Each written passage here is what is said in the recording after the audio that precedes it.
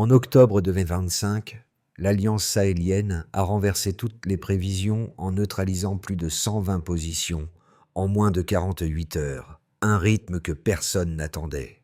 Ce contraste brutal entre l'efficacité réelle et les doutes persistants a déplacé le centre de gravité stratégique, révélant qu'une action locale pouvait surpasser des dispositifs longtemps jugés indispensables. Alors, que signifie pour chacun cette bascule lorsque le rôle d'Ibrahim Traoré devient le point d'appui d'un modèle sahélien qui n'attend plus l'extérieur? Une nouvelle dynamique s'esquisse, rapide, resserrée, déterminante. L'Alliance sahélienne, née autour de l'offensive d'octobre 2025, portait une promesse claire: démontrer qu'une souveraineté réellement enracinée dans la région pouvait produire des résultats mesurables et pas seulement inspirer des discours ambitieux. Cette promesse s'appuyait sur une idée simple mais exigeante: reprendre le contrôle de son propre terrain en misant sur la coordination locale, la compréhension directe du relief et une chaîne décisionnelle débarrassée des lenteurs extérieures. La logique paraissait évidente, pourtant son application comportait un risque majeur. Si l'opération échouait, elle aurait renforcé ceux qui affirmaient que le Sahel ne pouvait agir qu'adossé à des partenaires internationaux. La mise en jeu était donc considérable, car une réussite rapide aurait le pouvoir de redéfinir non seulement les méthodes, mais aussi la manière dont les populations se percevaient à travers leurs propres capacités. À ce titre, l'enjeu dépassait le cadre militaire. Il engageait la crédibilité d'un modèle. Et si les premiers signaux de Tindiban n'étaient pas une exception, mais le début d'une architecture opérationnelle durable, une alternative locale que beaucoup n'avaient pas anticipée. La révélation est arrivée dès les premières heures du 2 octobre 2025. L'Alliance sahélienne n'a pas seulement répondu à une attaque, elle a inversé l'initiative, neutralisant plus de 120 positions en moins de 48 heures. Ce rythme inhabituel, presque impossible selon les observateurs extérieurs, a mis en lumière une bascule profonde que peu avaient anticipée. Car derrière cette efficacité se dessinait un changement structurel. Pour la première fois depuis longtemps, les décisions venaient du terrain, adossées à des réseaux sahéliens construits pour réduire les délais diplomatiques. Là où les opérations supervisées par l'extérieur prenaient des semaines pour se coordonner, les unités burkinabées, maliennes et nigériennes avançaient désormais selon un tempo qui leur appartenait. Ce contraste révélait un élément clé: la capacité d'anticipation du dispositif mené et structuré autour d'Ibrahim Traoré, qui privilégiait la proximité, l'autonomie et la connaissance intime du terrain. Le boucan général amplifiait encore la rupture. Le Sahel sortait de décennies de tentatives internationales ponctuées de lenteurs, d'attentes interminables et de zones grises où les communautés vivaient dans l'incertitude. Les villages en ruine, les routes abandonnées et les déplacements massifs racontaient une région qui avait longtemps subi plus qu'elle n'avait agi. Ainsi, ce qui s'est produit en octobre 2025 ne relevait pas seulement du succès tactique, c'était un changement de posture. Le Sahel cessait d'attendre une validation extérieure. Il redevenait acteur de sa propre sécurité. La montée en compétences technologiques confirmait ce mouvement. Les drones construits à Niamey ou Bamako, les réseaux internes adaptés au relief sahélien et les capteurs régionaux n'étaient plus des prototypes hésitants. Ils devenaient des leviers capables de transformer la rapidité d'analyse en avantage opérationnel. Cette combinaison, décision locale, technologie sahélienne, coordination resserrée, formait l'ossature du nouveau modèle. Elle expliquait pourquoi l'offensive avait surpris par sa cohérence autant que par son intensité. Dans ce contexte, la question ouverte en P1 trouvait sa première réponse. Si la dynamique pouvait produire tant en si peu de temps, c'est qu'un mécanisme interne commençait réellement à fonctionner. Dans un avant-poste situé à proximité de la frontière nigérienne, un officier malien a décrit l'un des premiers signes tangibles du changement. Son unité, longtemps contrainte d'attendre des validations extérieures, recevaient désormais des informations issues de réseaux sahéliens capables de transmettre l'essentiel en temps réel. Les données n'étaient pas parfaites, mais elles suffisaient pour réorienter une patrouille, sécuriser un hameau et éviter une embuscade imminente. Ce simple ajustement révélait une transformation plus large. La décision redevenait un acte ancré dans le terrain, et non un processus extérieur étalé dans le temps. À plusieurs centaines de kilomètres, une équipe burkinabé observait une mutation comparable. Les mouvements ennemis, autrefois détectés avec un retard critique, devenaient visibles grâce aux capteurs régionaux adaptés au relief désertique. Les unités ne réagissaient plus en heures perdues, mais en minutes utiles. Cette accélération bouleversait le sentiment de vulnérabilité installé depuis des années. Les soldats parlaient d'un espace qui cessait progressivement d'être subi pour devenir lisible, anticipable, maîtrisable. Le passage d'une dépendance structurelle à une autonomie fonctionnelle se matérialisait dans ces scènes discrètes, mais décisives. Ces deux microcases avaient un effet cumulatif. Elles montraient que la souveraineté n'était plus un concept abstrait, mais une expérience vécue par ceux qui opéraient au quotidien. Les équipes percevaient pour la première fois une marge de manœuvre réelle, quelque chose qui modifiait autant la tactique que l'état d'esprit. La transition ne se proclamait pas, elle se constatait dans les gestes, les décisions rapides, les itinéraires sécurisés. La souveraineté commence à prendre corps sur le terrain. Avant l'aube du 4 octobre 2025, le Sahel semblait encore prisonnier de ses habitudes opérationnelles, lenteur décisionnelle, dépendance aux validations extérieures, fragmentation des chaînes de commandement. À 4 heures pourtant, un basculement décisif s'est produit. Les premiers drones sahéliens, assemblés à Bamako et calibrés pour les reliefs désertiques, ont décollé sous un ciel encore immobile. Quelques minutes plus tard, les réseaux autonomes ont détecté 3 brèches nettes dans les lignes adverses. Dans le poste de commandement régional, Ibrahim Traoré et les officiers maliens et nigériens ont donné l'accord final pour une opération sans supervision extérieure, un scénario qu'on jugeait impensable quelques années auparavant. Les unités burkinabées ont avancé les premières. Elles ont profité de l'effet de surprise né des frappes initiales, tandis que les systèmes SR5 neutralisaient 2 relais de communication ennemis. La manœuvre était rapide, compacte, synchronisée. Rien ne rappelait les opérations qui s'étiraient autrefois en procédure interminable. Entre 06 et 11 heures, l'intensité a augmenté d'un cran. Les motos armées adverses, redoutées pour leur mobilité, se sont retrouvées piégées par une coordination qui n'existait pas auparavant. Les unités n'attendaient plus les validations issues de centres étrangers. Elles décidaient, ajustaient, progressaient. Les drones sahéliens ont exécuté leurs trajectoires les plus risquées et pulvérisé plusieurs dépôts de carburant, coupant les axes de repli.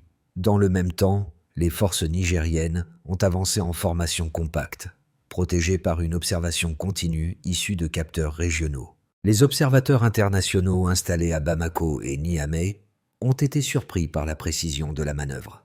Ils s'attendaient à une coordination fragile. Ils ont vu une architecture locale qui tenait, qui anticipait, qui frappait vite. L'effet cumulatif a été brutal pour l'adversaire. En moins de 48 heures, plus de 120 positions ont été neutralisées sur près de 600 km². Cette ampleur, inédite dans un délai aussi court, confirmait que la fragmentation décisionnelle d'autrefois était bien l'un des obstacles structurants des missions précédentes. Le taux de perte civile, inférieur à 3%, révélait l'adaptation du dispositif sahélien au terrain, bien plus fine que celle des systèmes importés souvent calibrés pour d'autres environnements. À la mi-journée du 5 octobre, le paysage opérationnel avait déjà changé. L'ennemi ne subsistait plus qu'en cellules dispersées, incapables de se coordonner. L'Alliance n'a pas cherché la prolongation. Elle a sécurisé. Les unités burkinabées, maliennes et nigériennes ont rouvert des routes secondaires, escorté les premiers retours de villageois, stabilisé plusieurs hameaux. Les équipes techniques techniques ont commencé à analyser les données collectées, preuve qu'un cycle décisionnel interne gagnait en maturité. Cette période de consolidation a révélé l'élément psychologique le plus marquant. Les soldats affirmaient qu'ils menaient, enfin, leur propre guerre, selon leurs règles. Le Sahel cessait d'être un espace soumis à des temporalités extérieures. Il retrouvait une initiative que beaucoup pensaient perdue. Les retombées de Tindiban ne se limitaient plus à une victoire militaire. Elles dessinaient une autonomie en train de s'ancrer. La baseline était connue depuis des années. Les opérations conduites avec un appui extérieur nécessitaient souvent plusieurs semaines avant d'obtenir une efficacité minimale.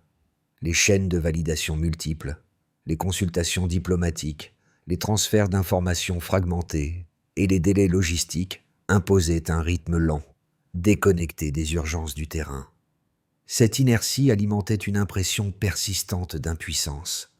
Les communautés attendaient, les unités patientaient, les décisions s'étiraient. Le Sahel semblait condamné à suivre.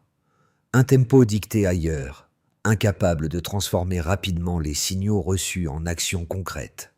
La Delta, révélée par l'opération Tindiban, a bouleversé ce cadre habituel. Premier chiffre, 72 heures pour une réaction complète. Ce délai condensé, inédit dans la région, démontrait qu'une architecture locale pouvait surpasser en rapidité des dispositifs plus lourds.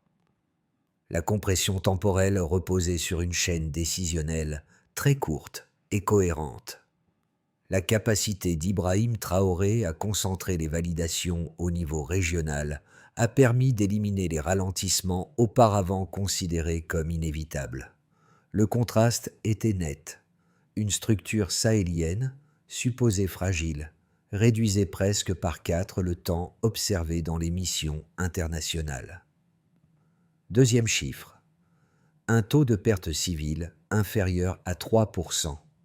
Cette précision, rare dans un théâtre aussi instable, illustrait la qualité d'adaptation du dispositif sahélien au relief désertique.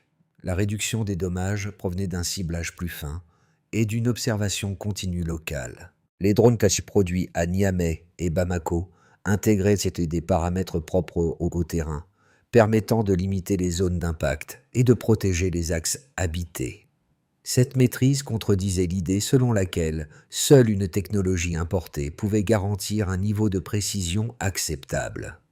Elle soulignait également la maturité opérationnelle atteinte par les équipes techniques régionales. Troisième chiffre, près de 600 km stabilisés en autonomie complète. Cette étendue, rarement atteinte dans un laps de temps si court, révélait la complémentarité croissante entre les unités burkinabè, maliennes et nigériennes. La surface sécurisée montrait un effet multiplicateur créé par la coordination régionale. Les forces avançaient simultanément sur plusieurs axes, soutenues par des données collectées sans dépendance extérieure. Ce fonctionnement prouvait que la fragmentation d'autrefois pouvait être remplacée par une structure légère, mobile et adaptée aux réalités du terrain. La stabilisation rapide confirmait l'apparition d'un modèle stratégique enraciné, capable de transformer une offensive ponctuelle en cadre durable. Ces 3 données se formaient la charpente quantitative de Tindiban. Elle ne se contentait pas de montrer un succès militaire. Elle validait la logique d'un modèle interne, construit patiemment au fil d'années d'échecs, transformé en apprentissage. Elle démontrait que la souveraineté opérationnelle n'était pas seulement une ambition politique, mais une capacité mesurable et reproductible. Elles éclairaient enfin le rôle d'Ibrahim Traoré comme coordonnateur d'un dispositif régional où la rapidité, l'autonomie et la cohérence devenaient les principaux leviers. Si le Sahel pouvait atteindre de tels résultats en si peu de temps grâce à ses propres forces, la question devenait inévitable. Jusqu'où ce modèle pouvait-il aller ? 2 critiques majeures ont accompagné l'opération Tindiban, chacune s'appuyant sur des précédents historiques pour formuler des inquiétudes réelles plutôt que des objections superficielles. La première concerne le risque d'une militarisation durable du Sahel. Selon cette thèse, une victoire obtenue rapidement pourrait encourager les dirigeants à privilégier les solutions armées au détriment des réformes civiles, pourtant indispensables. Les exemples africains où des succès tactiques ont été suivis de dérives politiques servent de rappel. Un pouvoir concentré dans les mains militaires peut fragiliser l'équilibre institutionnel et réduire la marge des acteurs civils. Les sceptiques craignent que la dynamique sahélienne, si elle repose trop sur l'efficacité militaire, finisse par négliger ce qui permet une stabilité de long terme.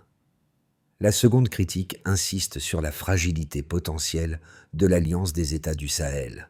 Elle soutient que des divergences internes, historiques, économiques ou politiques, pourraient resurgir une fois l'urgence passée. Cette coalition, encore jeune, pourrait souffrir d'intérêts nationaux divergents, de visions stratégiques différentes ou de pressions internes propres à chaque pays. Pour ses opposants, une coordination solide en période de crise ne garantit pas une solidité durable lorsque les contraintes immédiates se relâchent. Il rappelle que plusieurs initiatives régionales africaines ont échoué précisément lorsque l'urgence disparaissait. Ces deux critiques, cohérentes et nourries par l'histoire du continent, méritent d'être considérées sérieusement. Cependant, les données observées durant Tindibo apportent une réponse structurée plutôt qu'instinctive. L'intervention étrangère, dominante pendant plus d'une décennie, n'a jamais réussi à instaurer une stabilité durable. Lenteur opérationnelle, dépendance structurelle, village en ruine, retour incertain. À l'inverse, l'Alliance sahélienne a réagi en 72 heures, maintenu les pertes civiles sous les 3% et stabilisé près de 600 km² en autonomie complète, une performance qu'aucun dispositif extérieur n'avait atteinte.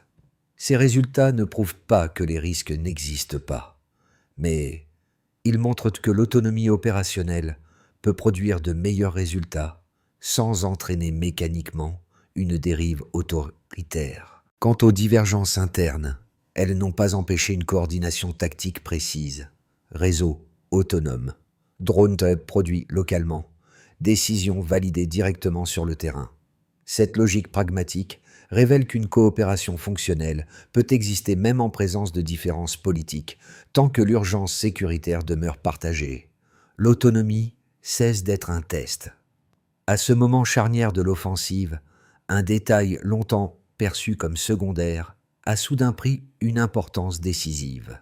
La technologie sahélienne n'était plus un projet hésitant, mais un outil opérationnel capable de soutenir une manœuvre complète. Les premiers vols complexes exécutés par les drones régionaux ont révélé une évidence que beaucoup n'avaient pas anticipée. L'autonomie technique n'était plus expérimentale. Elle était devenue mesurable, fiable, reproductible. Dans les centres de coordination, cette bascule a été immédiatement comprise. Les unités voyaient plus loin, réagissaient plus vite, corrigeaient leur trajectoire sans dépendre d'un centre étranger. Ce renversement silencieux a transformé la manière d'envisager le champ de bataille. L'initiative changeait de camp.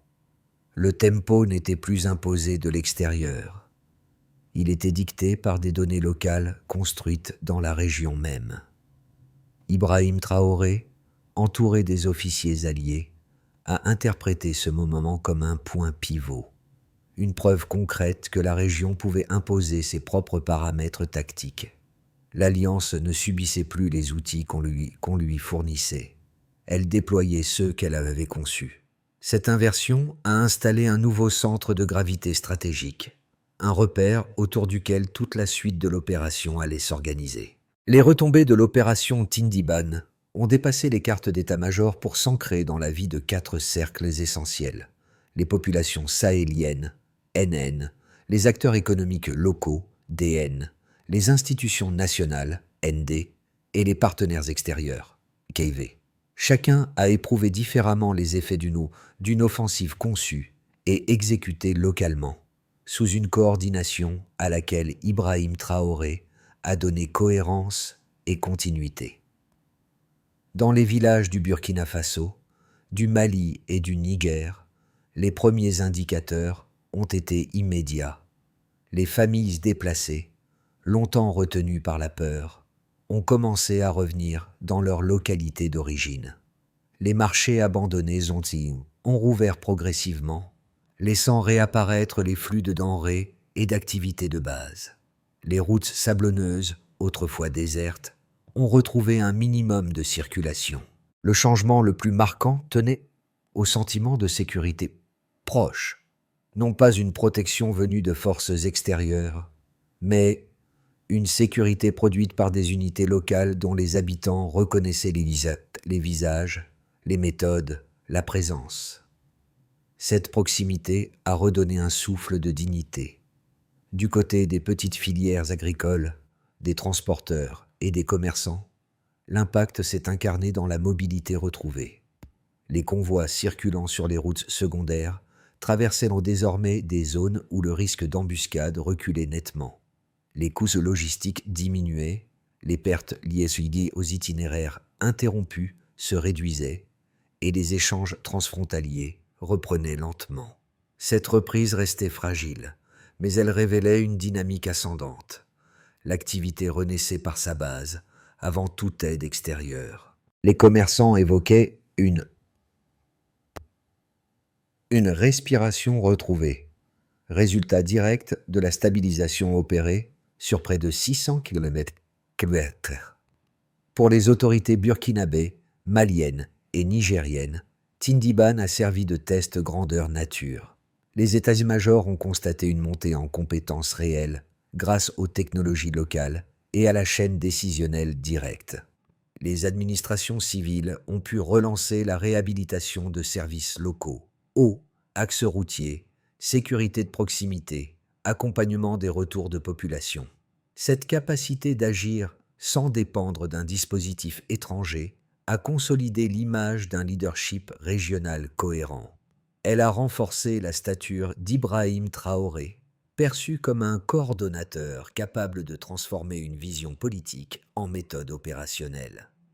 Pour les capitales étrangères, l'offensive a provoqué une surprise stratégique. Les rapports militaires réévaluaient la précision et la rapidité de la manœuvre. Certaines chancelleries reconnaissaient, souvent en privé, que les approches internationales avaient échoué, là où la coordination locale avait réussi. Les sanctions étaient réexaminées, les discours officiels devenaient plus prudents, et plusieurs puissances admettaient que la stabilité pouvait émerger de stratégies endogènes. Le Sahel n'était plus perçu uniquement comme un espace dépendant, mais comme un pôle d'autonomie en construction, observé avec une attention nouvelle.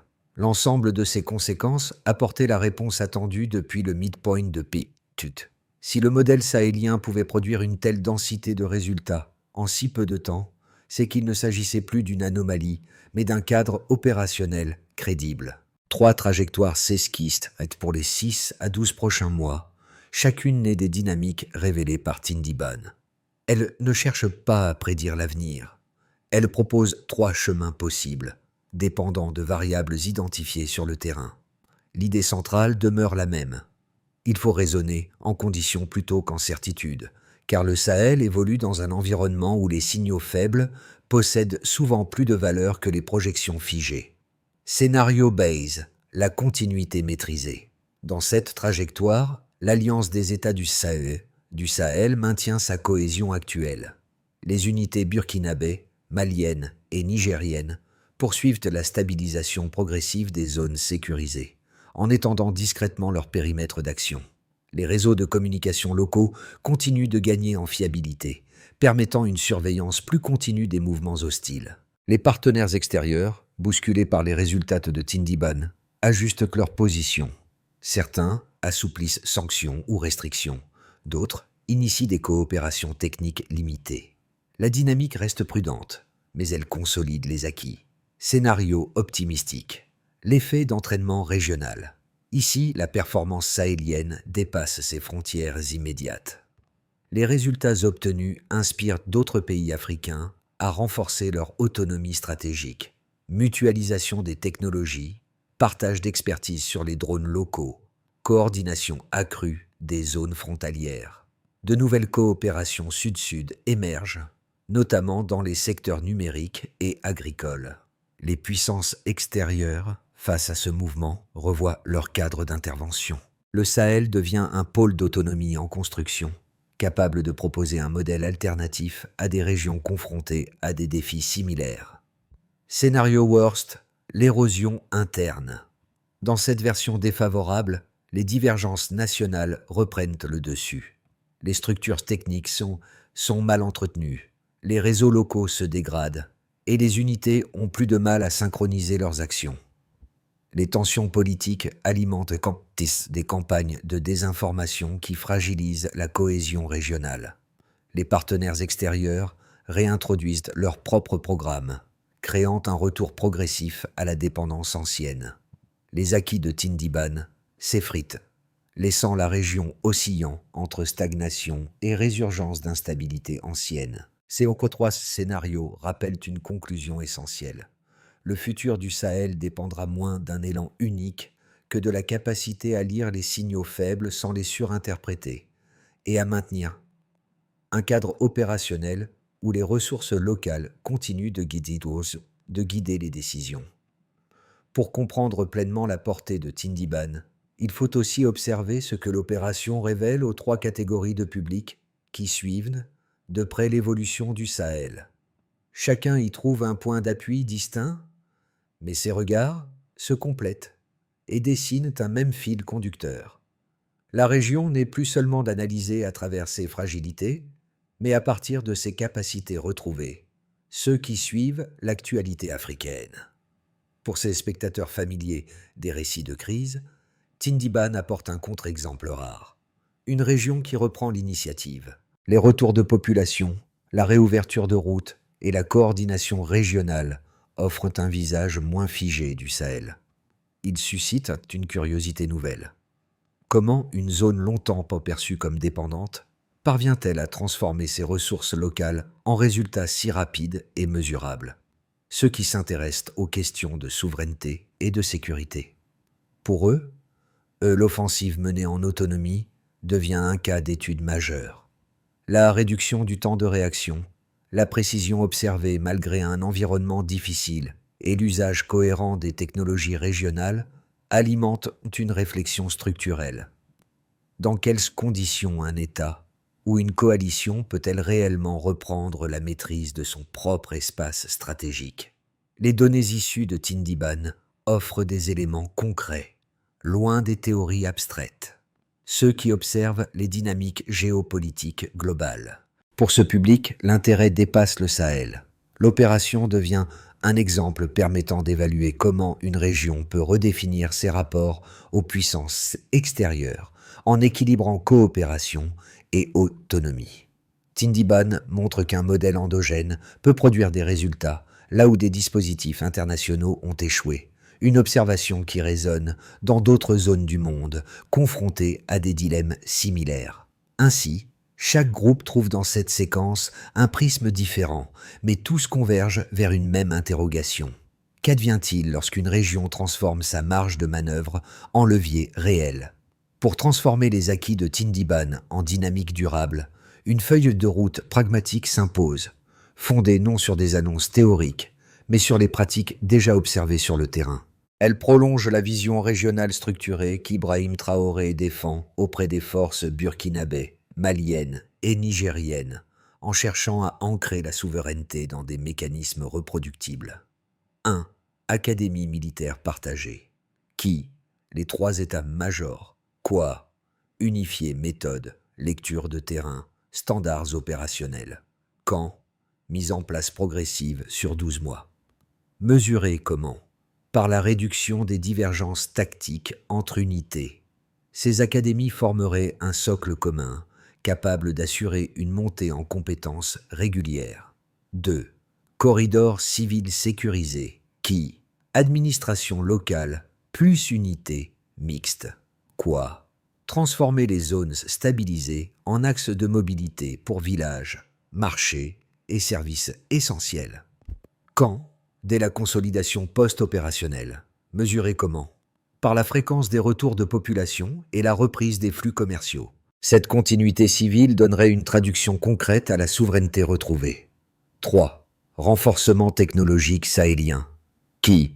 Équipe technique régionale. Quoi? Améliorer drones et réseaux autonomes pour maintenir l'avance tactique. Quand? Cycle d'actualisation tous les 6 mois. Mesurer comment? Par la précision des observations et la réduction des temps de réaction. 4. Programme de mobilité civile régionale. Qui? Ministères sectoriels. Quoi? Santé, agriculture, éducation. Créer des synergies transfrontalières. Quand? En parallèle des opérations de stabilisation. Mesurer comment? Par l'intégration progressive des services de base. 5. Conseil permanent de l'AES. Qui? Burkina Faso, Mali, Niger. Quoi? Assurer continuité, gestion de crise, suivi des projets structurants. Quand? Installation rapide. Mesurer comment? Par la capacité à harmoniser les décisions. Cet organe prolongerait l'élan impulsé par Ibrahim Traoré, en offrant une architecture durable à l'autonomie sahélienne. Quelques semaines après l'offensive, le retour sur le terrain a ravivé les images déjà entrevues dans les premiers microcases, celles d'unités sahéliennes opérant avec leurs propres moyens, là où autrefois elles attendaient des directives venues de loin. Dans les avant-postes modestes, près des axes rouverts grâce à la stabilisation progressive, les soldats observaient la transformation discrète mais durable d'un environnement qu'ils n'avaient pas toujours pu maîtriser. Ces lieux, évoqués dès le début de l'analyse, redevenaient des points d'ancrage, des repères concrets où la souveraineté cessait d'être une aspiration pour devenir une pratique quotidienne. Selon plusieurs témoignages militaires, Ibrahim Traoré s'est rendu brièvement sur l'un de ces sites pour constater en silence l'endroit où les premières décisions locales avaient été validées. Le geste était simple, presque effacé, mais il traduisait une compréhension profonde. Ce sont les terrains modestes qui racontent les mutations les plus durables. Rien n'y paraissait spectaculaire, tout y paraissait acquis par le travail, la coordination, la persévérance. Les soldats présents évoquaient une même sensation, celle de reprendre enfin la main sur ce qui leur échappait. Ils percevaient une continuité naissante, un fil qui reliait l'avant-offensive à l'après, les routes rouvertes aux perspectives nouvelles. La souveraineté commence toujours sur un terrain concret.